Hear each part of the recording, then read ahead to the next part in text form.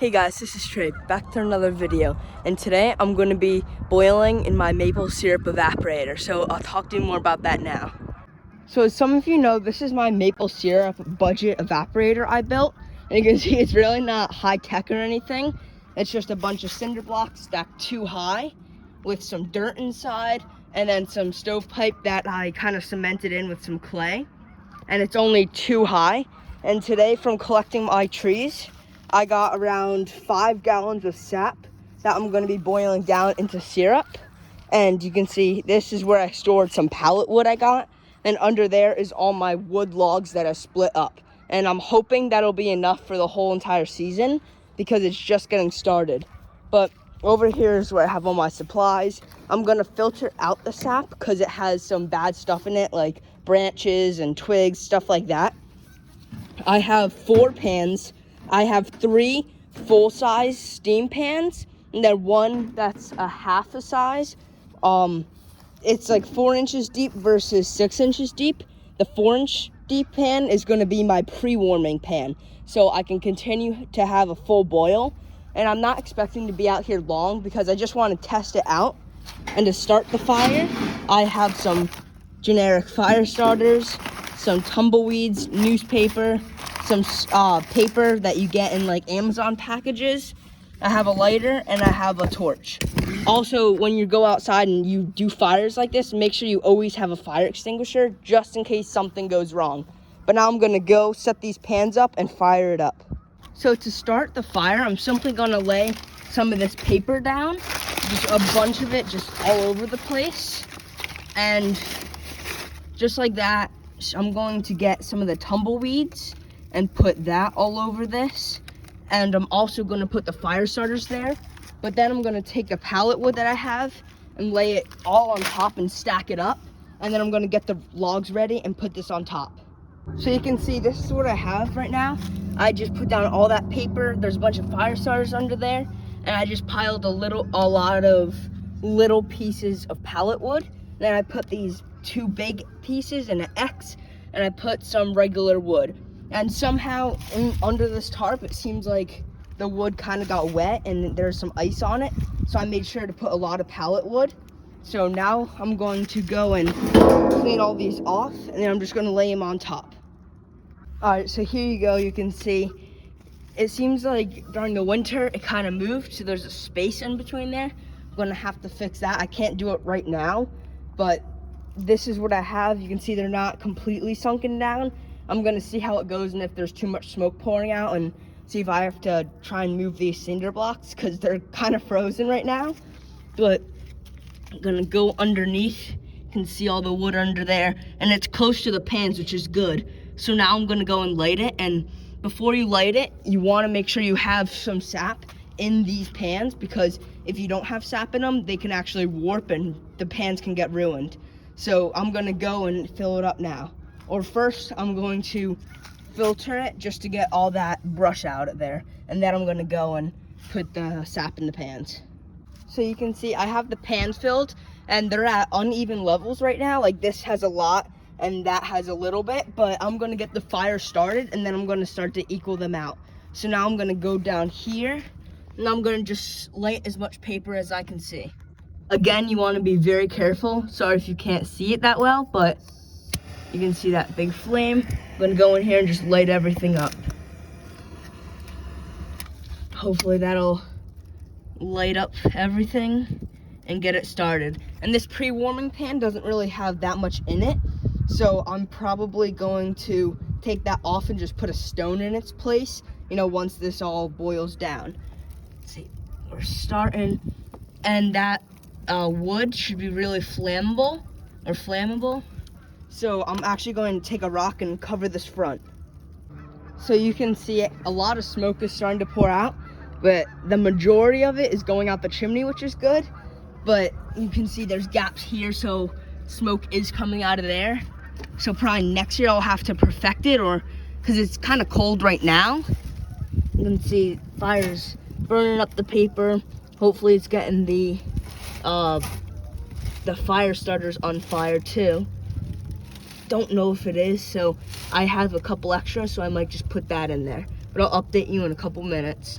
So it's been about a couple minutes, and you can see some of that pallet wood and some of the logs are starting to catch on fire on that side of it. So that's going good. Smoke is just flying out of the chimney, and a lot of it is coming out on the sides. So that really shows me that it's, as you can see, it's, you know, not smoke. It's not good for smoke right now. So maybe in the little bit warmer weather coming up this week, I'll be able to move the cinder blocks so I can get it more tight so smoke won't pour out. It's not a huge problem. I just heard that it gives the sap or syrup a little bit of a smoky taste. I hope it won't be too bad, and I hope by the time I get enough to start selling it, and you can see I leveled it out, so when I start to boil it, when I have a lot more sap, it'll be a lot more full, but I'll have to watch it just more closely now. But I'll try and make improvements before I have the sap, or the syrup I should say, before I sell it. Chimney's actually working better than I expected, and the fire's actually starting to go. So I'm hoping I might add more just to get a lot, and hopefully it'll start on the left side then. Now you can start to see the flames getting big, and it's starting to roll off of the pan, and that's what I've seen in a lot of videos, and that's a really good sign. So I'm actually gonna load this up with a lot more wood so I can continue to do this. All right, so I've been going for a little bit now, and you can see the wind just picked up a bit, so it's shooting smoke everywhere. But these back two pans are really evaporating, and then this this third one really isn't, and I don't know if this warming pan's getting any heat. So this will probably be my warming pan, or I'll have to stuff it more with wood. I'll show you what the inside looks like. It looks like that.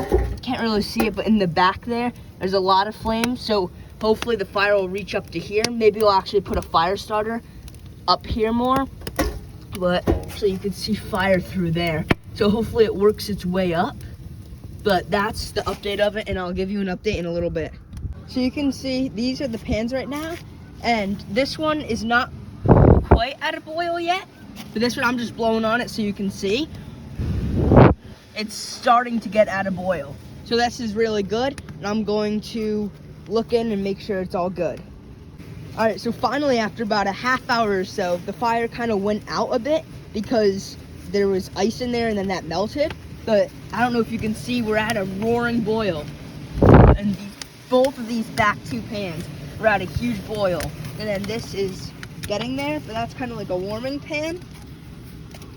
So I'm probably gonna move sap into there and oh my gosh, I haven't checked on this in a while. I just threw a bunch of pallet wood in. That's awesome. So the regular wood that I split doesn't seem to be as good as the pallet wood. So I think I'm just gonna feed it pallet wood because I have a big supply of that. And also during the season, a company is helping me and they're gonna give me a bunch of extra pallets they don't need. So here we go, and I haven't checked on that, so that's awesome. So I'm gonna go ahead and move some of the sap from these like pre-warming pans into those. So we have so much fire in there right now. It's crazy. And again, these back two pans I'll show you now. As you can see, we're evaporating really good. Look at how big the boil is here. That's insane how much this is. So you can see I just took off that pre-warming pan that really wasn't doing much, and I put it into this. Now this will warm up, and then I'll condense it down to these two pans, and then these will be my finishing pans, and I'll probably even condense it down to just one pan. And then again, I'll keep putting rocks, and I have sheet metal I'll put here to take the place of the pans. Or if you don't have sheet metal, what you're gonna want to do is take, you know, these pans and put water in it, because if you just leave them with no sap or water in them, they're gonna break. So now I'm gonna take my the mesh scooper, and take out all that foam just like I showed you in the previous videos. Alright, so you can see now I condensed it down to one pan. There used to be 4 pans here, but I just condensed it down to one. You can really see we're getting that nice dark color, and we're still at a boil. Just blow that smoke so you can see. We're at a nice boil, and one thing, an upgrade I'm gonna get for this is I'm gonna get a damper from the chimney, because I don't know if you can see it on here, that there's just a lot of heat flowing out of the smokestack, and I want to keep that in here, and I think it'll be better and more efficient if I got a damper to control that. You can see the fire's still going in there. I'm not going to add any more wood because I'd rather just finish it inside than, you know, have still a good fire going on, and then, you know, there'd be not enough in there to continue to boil and then burn it. So I'm gonna go in for a couple minutes, and then hopefully this will be done evaporating. You can see it's still doing a lot, and it's at about 1 inch of depth. So I'm gonna let it get down to probably a 1/2 inch or maybe a little bit less, and then I'm gonna watch it really carefully, and then I'll bring it in and finish it in on the stove. So here's the pan, and you can see it's still evaporating, but there's a very little bit, and you can see it's really a nice amber color. So I'm gonna go and put it in a pot with some, and I'm gonna filter it when I do that, because I wanna get some of the sugar sand out now before I finish it. I'm gonna filter it about 3 times in the whole process. So I'm gonna bring it inside in a more controlled environment to finish it off and then bottle it. So I just poured it into this pot, and you can really see the deep coloration. There's still a little bit of ash in there, but you can see the filter is right here. Got so much dirt and grit out of it, which is really good. And I didn't want to burn it, but you can see the sides of the pans get scorched because it's so hot in here. And here's the inside of it. There's still a little bit of a fire going. That shouldn't be a problem. So I'm gonna go and finish this inside on the stove. All right, so you can see that's not all of it, but that's what's being boiled right now. And I'm testing it in this testing cup. You can actually see all those little grains are the sugar sand that I'm gonna be filtering out. And this is the hydrometer that I was talking about earlier. And I put it in, and you can see when you put it in, it goes here, and then now it's jumping up. And this is how you can legally sell it and market it as syrup. It has to be at that line. So once it reaches here, that's legally syrup, and then I can actually sell it. But as you can see right now, it's like 59 it has to be. Right now it's at like 55-ish. So I'm gonna continue to boil this, and I'll let you know when it's done. All right, so I just put it back in. There's the little bit of leftover, and you can see it's right at that red line. So I officially have syrup, and I can legally market this as real, pure maple syrup, which is just awesome.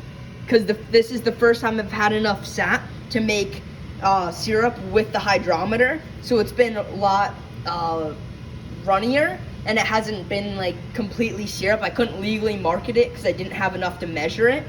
But now I'm gonna filter it out. You can see I have this big regular synthetic filter. Then I have 1 pre-filter here, and then 3 more down there. And then I'm filtering it into a quart measuring cup. And then I'm gonna pour it into a 7-ounce and a 5-ounce jar. And then also when I'm filtering it, if it gets clogged, I'm just gonna pull one out and dump it back into the rest of them. So now I'm gonna go ahead and filter it. So here's my filtering process. I have it just hanging on a knob to a cabinet, and you can see it's slowly dripping out, and you can see how about a 1/2 cup right now, and there's still quite a bit to go. I just pulled out one of the filters so it flows a little faster, but we'll probably be done in a couple minutes. All right, so this is my final tally. Around 5 ounces, actually around 5 ounces. I don't know why it was this little bit. I had like 1.5 cups a little bit ago before it was finally syrup, but then I think the filtering process took a lot out. I don't know why. Maybe I was a little impatient, but I'm going to be putting a label over this and giving this to someone. You can see it got most of the sugar sand out, but that's going to be it for the video. Make sure you subscribe so I can do bigger boils, and thank you for watching.